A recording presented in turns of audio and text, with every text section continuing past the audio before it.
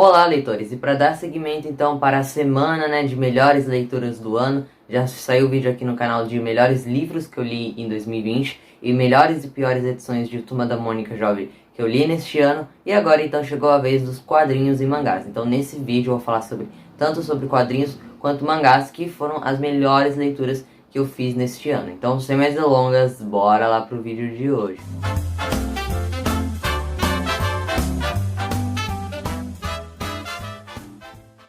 Bem, pessoal, eu decidi misturar então os dois, tá? Então eu vou mesclar aqui essa lista com quadrinhos e mangás. Serão 10 no total. Com as menções honrosas vão ter mais 2. Bem, como eu falei no começo do vídeo, a gente tá na semana então de fechar o ano, de falar das melhores leituras que eu fiz.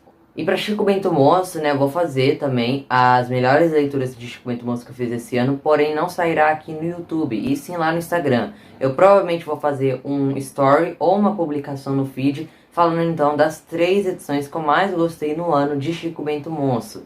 Então, se você ainda não me segue no Instagram, o Instagram do canal é @olá.leitores. Se você quiser saber então das melhores edições de Chico Bento Moço, na minha opinião, me acesse por lá, que uma hora eu vou postar então ainda esse ano as edições que eu mais gostei por lá. Se não for pelos stories, será pelo feed. Bem, esse ano eu li menos quadrinhos do que eu costumo ler. Eu li bastante esse ano, foram livros, mas eu li muitos quadrinhos interessantes. Alguns outros também que me divertiram bastante, porque como eu falei, a leitura ela nem sempre precisa ser algo para você estudar, ou para você, aprender algo no final. Não, ela pode simplesmente te divertir, então ela já vai estar cumprindo um papel. Então, algumas daqui me divertiram, outras me fizeram aprender alguma coisa, conhecer coisas novas e tudo mais, enfim. Em primeiríssimo lugar aqui na minha lista pessoal de melhores quadrinhos do ano foi, obviamente, Persepolis, gente. Esse daqui foi uma das minhas primeiras leituras desse ano de 2020 e é uma graphic novel assim super reconhecida, super conhecida também, da Marjane Satrapi. E tem até uma adaptação para longa-metragem, uma animação, na verdade, que, se eu não me engano, concorreu ao Oscar, tá? Eu assisti e a animação é tão boa quanto a graphic novel, tá? Então aqui a gente vai ter uma espécie de autobiografia da própria Marjorie. Ela vai passar, então, pela revolução que o Irã teve, no início do ano de 1979. E com essa revolução vieram muitas coisas ruins também. Esse governo xiita, que entrou lá para governar, obrigou então as pessoas daquela sociedade, daquele país, a fazerem muitas coisas. Então ele ditou muitas regras, que prejudicaram a vida de muitas pessoas por lá. Inclusive, uma delas foi a família de Marjorie. Então com isso vieram muitas guerras civis e tudo mais. Então aqui é um relato realmente da vida dela. E aqui a gente vai acompanhar a Marjorie desde a sua infância, antes desse regime se instaurar de uma vez por todas lá no Irã, até então a sua fase adulta, até os dias atuais, digamos assim, onde ela inclusive se muda do Irã e vai morar então em outro país, em busca de uma vida melhor, digamos assim. Então a gente acompanha o crescimento dessa personagem, a gente acompanha o amadurecimento dessa personagem em meio a todo esse caos. Então uma história assim, além de ser um relato muito comovente, muito interessante, ela tem uma dose de bom humor também aqui dentro, tá? Que é muito boa. E os traços, apesar de serem muito simples, são traços em preto e branco, o estilo de charge, mesmo realmente os traços. Eu gosto bastante dessa simplicidade que esses traços trazem com a história, tá? Que é uma história muito complexa, uma história muito profunda, que traz essa simplicidade aí no seu traço, também. Então, enfim, é um quadrinho muito bom, eu recomendo para todos. Não é difícil a leitura, merecidíssimo aqui em primeiro lugar da melhor leitura de quadrinho que eu li esse ano.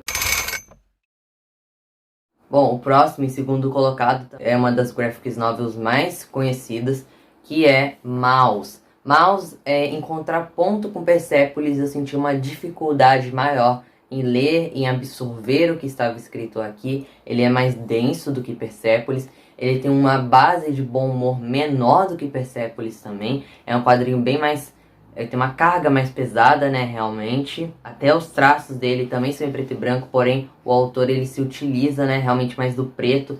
E fica tudo mais carregado, junto com a história também. Mas é uma narrativa muito interessante, tá? É merecidíssimo estar aqui em segundo colocado. E é um relato, assim, também, digamos assim, do pai do próprio autor. E aqui nessa história a gente vai ter justamente sendo representado o Holocausto, ou seja, a Segunda Guerra Mundial, sendo representada aqui dentro pelo ponto de vista, pela perspectiva do pai deste garoto que está relatando isso ao seu filho anos depois de ter passado por isso. E a gente vê as sequelas em que isso trouxe para a vida do pai desse garoto também, por conta da guerra e tudo mais, os traumas em que ele passou e como a sua vida virou de cabeça para baixo após esses acontecimentos tenebrosos. Então é um quadrinho assim muito pesado, mas é muito importante também, tá? Eu reconheço muito isso em Maus. Em terceiro colocado foi uma graphic novel que eu precisei reler algumas vezes, né, para eu absorver coisas diferentes da história. Eu sinto que cada vez que eu releio esse quadrinho aqui, eu tiro uma coisa diferente, eu vejo uma coisa aqui que eu não tinha visto antes. Que eu tô falando então de Aurora nas Sombras, que diz aqui na contracapa, né, ser uma fábula que remete a Alice no País das Maravilhas. Eu reconheço que sim, ele tem algumas características de Alice no País das Maravilhas, mas nem tantas assim, tá? Mas é realmente um quadrinho muito interessante. Se eu não me engano, é um quadrinho francês. Eu posso estar errado. Se eu estiver errado, me corrijam aí embaixo nos comentários, tá bom? Enfim, é uma história muito, que parece ser muito bonitinha, né? Tem os desenhos aí bem cartunescos, né? Digamos assim, uma arte muito bonita, além disso. Parece ser um quadrinho um pouco infantilizado, mas de infantil a história não tem nada. É uma história muito densa, que a gente vê como as pessoas elas podem mudar de uma hora para outra, né? Quando estão passando por um momento difícil, né? A gente só reconhece de verdade, digamos assim, algumas pessoas quando a gente está passando por um momento aí difícil, né? Realmente aqui dentro dessa história. E não só isso, esse quadrinho vai abordar diversos outros temas também nas suas entrelinhas, né?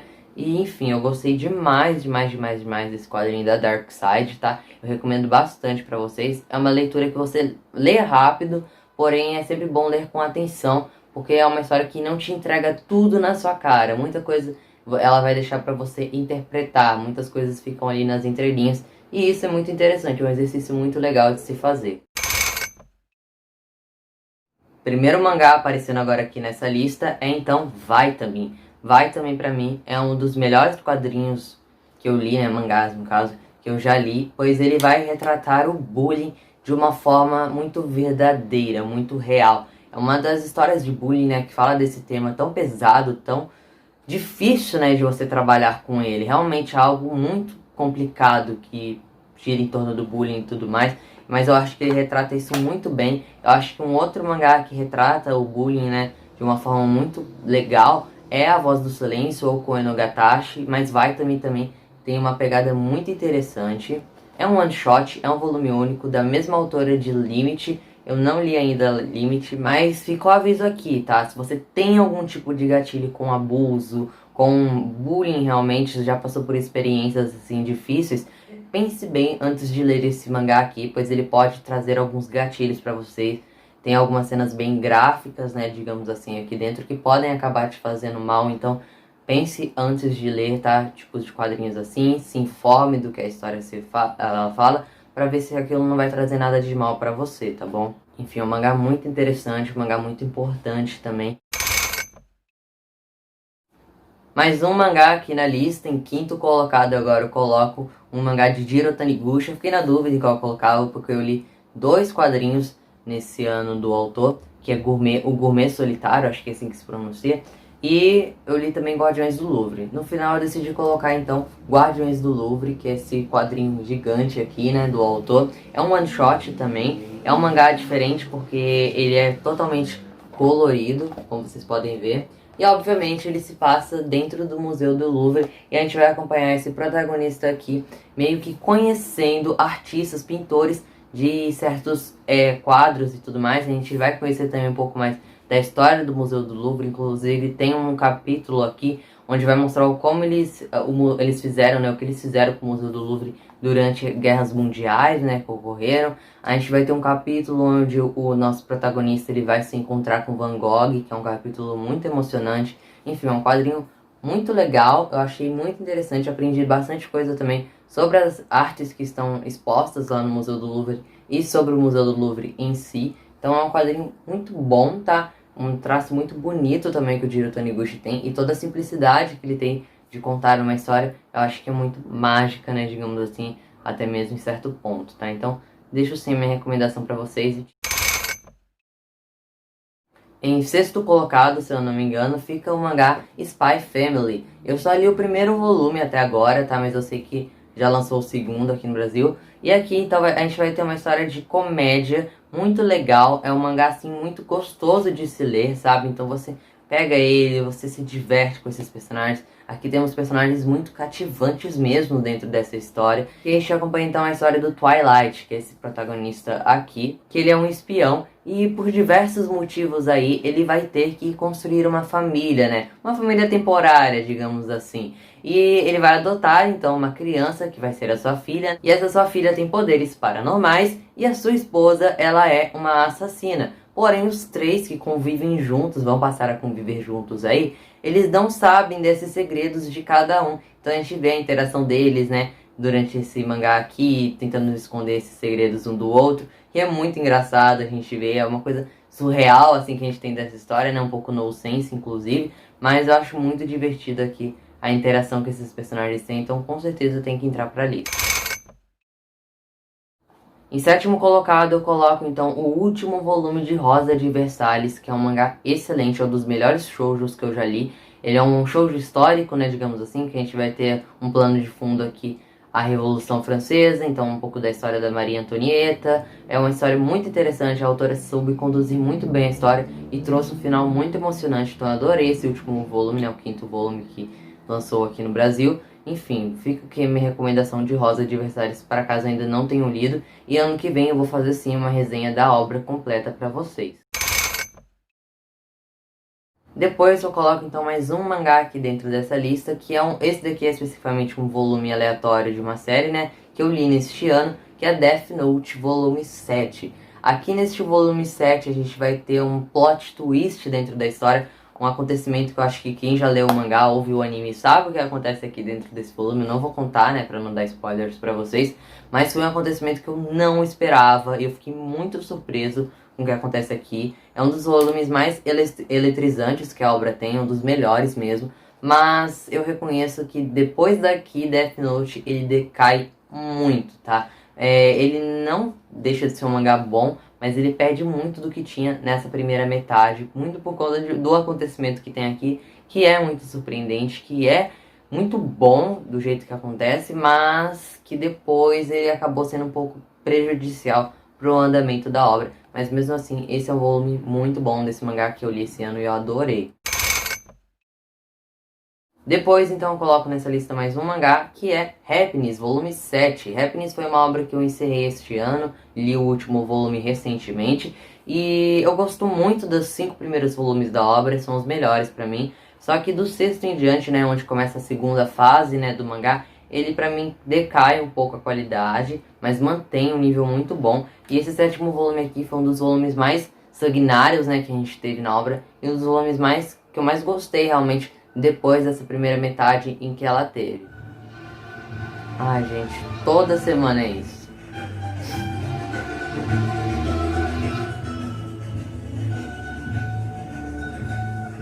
Bem, então, enfim, eu gostei muito desse volume aqui da obra, tá? Então tem que ficar aqui dentro dessa lista de 10 melhores do ano também.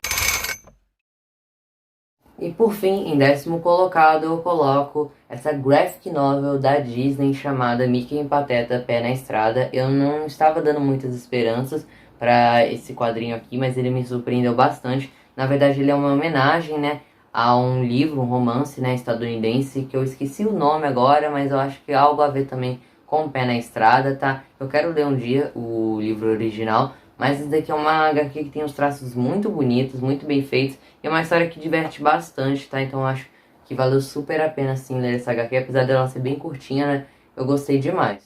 E agora, então, vamos para as duas menções honrosas. A primeira delas, então, é a releitura, né, que eu fiz de Your Lie in April, mais especificamente o volume final, o volume 11. Eu não coloquei ele nessa lista principal por se tratar de uma releitura, né? Então eu queria dar espaço aqui aos quadrinhos que eu li neste ano, né, pela primeira vez, mas fiquem sabendo aí que essa releitura que eu fiz esse ano de toda a obra de Your Lie in April valeu muito a pena. E por fim, aqui nas menções honrosas, eu decidi colocar Hunter x Hunter, né, os 4 volumes no geral que eu li, eu gostei demais, tá, conhecer essa série, conseguir adentrar aqui dentro desse novo mangá do Togashi, né, novo entre muitas aspas, é novo pra mim, mas já é um mangá que foi publicado há um tempo. Eu gostei demais. O Togashi, ele tem uma genialidade, sabe, de criar personagens cativantes, né, realmente. Eu consegui gostar muito de todos os personagens até agora, até do próprio vilão. É um vilão muito interessante. Enfim, eu quero ver o desenvolvimento da história durante os próximos volumes, mas foi um mangá que eu curti bastante conhecer neste ano também, e tem que ficar nessa parte de menções honrosas para pelo menos aparecer aqui dentro desse vídeo de melhores. Bem, pessoal, então é isso. Espero que vocês tenham gostado. Eu aproveito para pedir para vocês compartilharem nos comentários qual é a lista de quadrinhos e mangás que vocês mais gostaram de ler neste ano de 2020. Não precisam ser 10 necessariamente. Se você quiser colocar só 5, 2, 3, 1, podem comentar aí. Eu quero saber da opinião de vocês. Eu vou ficando por aqui. Se gostaram do vídeo, já sabem, deixe seu like, se inscrevam-se no canal, comentem e até uma próxima. Tchau!